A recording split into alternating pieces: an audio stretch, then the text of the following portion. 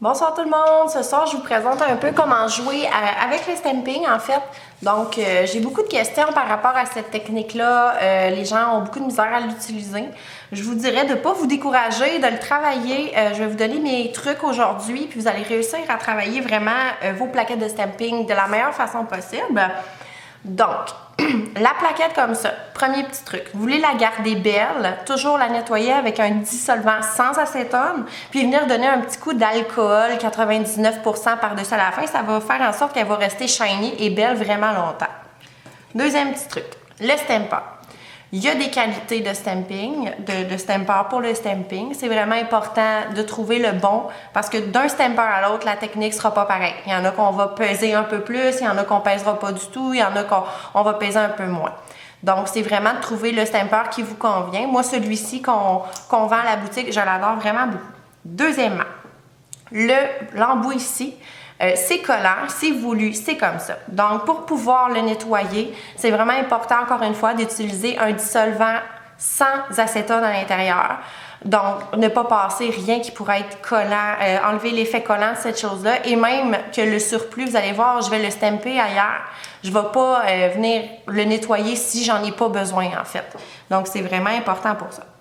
Troisième petit truc, le plus possible, on va essayer de faire du stamping, surtout si vous commencez avec un vernis à stamping. Il y a beaucoup de vernis sur le marché qui vont fonctionner pour le stamping, dont le Creative Play, le régulier, est merveilleux pour le stamping, fonctionne hyper bien. Donc, vous avez toujours votre stamper, votre plaquette, votre grattoir qui vient de toute manière avec votre étampe. Donc, quand je vais venir appliquer mon vernis, je vais quand même en mettre une quantité à un certain endroit. Je vais venir le gratter. L'erreur que les gens font, c'est de venir trop gratter leur plaque. Donc, pèse vraiment trop fort avec le grattoir comme ça.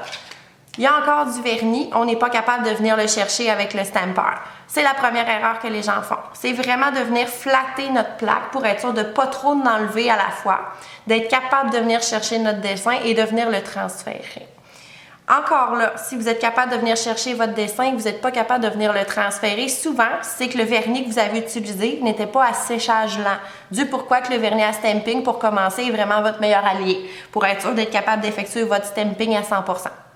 Donc, je vous montre. J'utilise mon vernis. Là, ici, n'importe où, sur ma plaque. Je viens gratter. Et avec un mouvement de va-et-vient, je vais venir chercher mon dessin qui est maintenant sur mon stamper. Attendez, je vais le mettre directement sur mon doigt, ça va être plus simple. Et là, je vais venir le transférer. Il y a plusieurs façons de fonctionner. Il y en a qui vont y aller directement comme ça. Étant donné qu'on voit au travers du stamper, ça va très bien pour s'aligner sur un doigt. Sinon, vous pouvez tout simplement venir de gauche à droite si vous êtes assez à l'aise de cette façon-là. Donc, l'excédent de mon stamping, je vais simplement me prendre une feuille à côté puis je vais venir l'étamper dessus pour être capable de l'enlever. Sinon, avec du dissolvant sans acétone, je vais pouvoir venir nettoyer sans briser mon petit côté collant ici sur mon stamper. Venir remettre le bouchon pour pas qu'il y ait de la poudre qui se ramasse dessus. Comme je vous ai dit, dissolvant sans acétone, venir nettoyer ma plaque.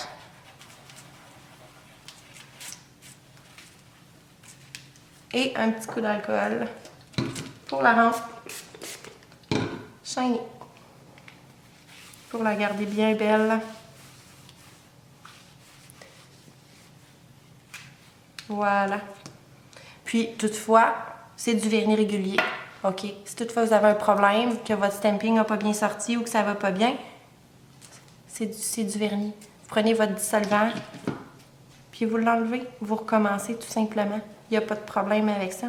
Puis la magie du stamping, c'est que vous pouvez l'utiliser sur n'importe quoi aussi. Donc, sur de la résine, sur du gel, sur du vernis régulier, sur du vernis gel. Vous pouvez jouer avec ce produit-là sans bon sens.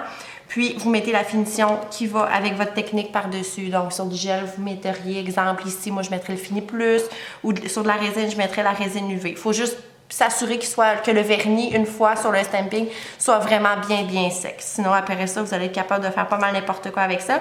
Les plaquettes, il y en a une puis un autre.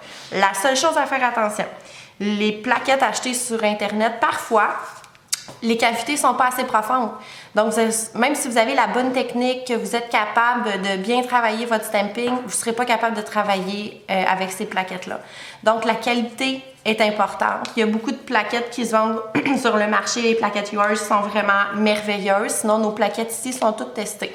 Donc, les plaquettes que vous achetez chez Ongle d'Or, ils ont été testées pour être sûr que le stamping fonctionne dessus. Donc, si vous avez de la difficulté rendu là, ce n'est qu'une technique à pratiquer. Il ne faut pas se décourager, tout le monde est capable. Donc, puis, dernière petite chose que je me fais souvent dire, c'est peut-être une petite affaire, mais il y a toujours une pellicule bleue dessus. Donc, c'est important d'enlever la pellicule bleue avant de faire notre stamping. Sinon, je vous garantis que ça ne fonctionnera pas. Sinon, amusez-vous bien. Sur ce, bonne soirée et à la prochaine!